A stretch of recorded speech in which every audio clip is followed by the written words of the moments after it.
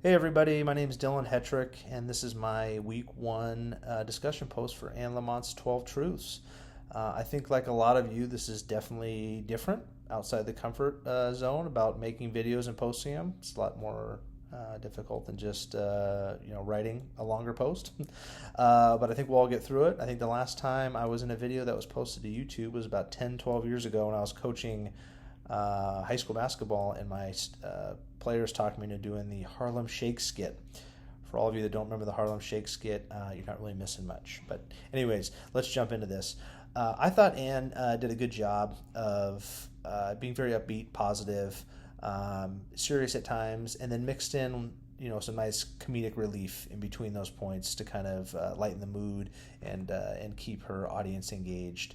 I definitely think her audience is geared towards kind of middle-aged people that have had some kind of life experience, whether that be schooling, family, jobs, people that just have a lot of things on their plate, a lot of stresses in their life. I think that's kind of more geared, towards them.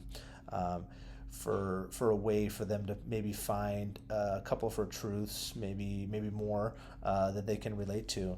A couple of those kind of stood out to me that I kind of related to were she talks about your inside to their outside, and about comparing those things, and I think that's more true than ever today. I think a lot of us get so wrapped up in social media and our Instagram and our TikTok and our Facebook and our YouTube or what have you, and we follow whether it be celebrities or athletes or what have you, and we get so entrenched on the followers and the likes and things like that, and wanting to be like that, and not really realizing that everybody has some kind of stresses in their life. Everybody has something going on in their life. Everything isn't all glitz and glam like we see, and just kind of remembering that, kind of bringing that back, and just kind of living our life.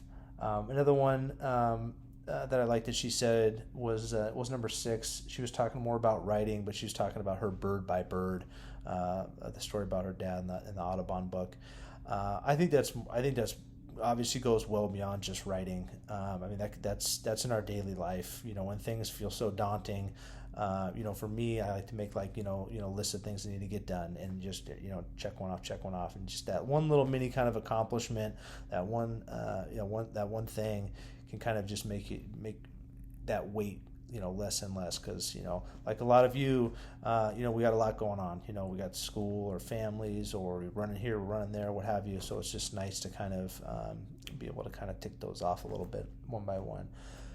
A couple things though that stood out where I was on the other side of the fence, and I was just kind of like, I can't relate to that at all. Where she talks about like help and goodness, and I kind of see where she's coming from. We don't want to project ourselves on others all the time.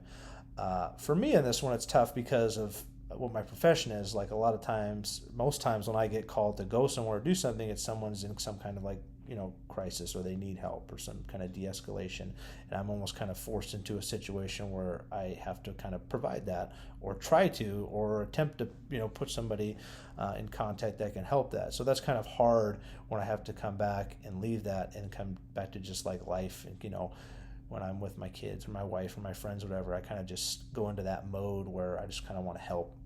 And so that's definitely, I think, easier said than done when she says it, for sure, in some cases for some people.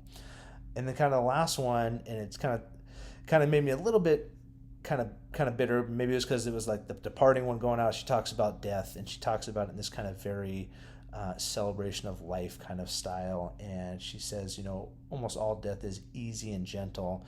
And I kind of go back to what my profession is, and I've been called to things that have to involve death, and those are the first two words. Those two words are not come to my mind first, and I've seen very kind of end of the spectrum, from young to old, to natural to not natural, and everything in between. And it's definitely not that. And so that was kind of tough, because that was like the last one she said. So when she said that, and I was kind of like, no. But that's just me. So I appreciate hearing you guys' feedback. Look forward to the rest of this class, and good luck, everybody.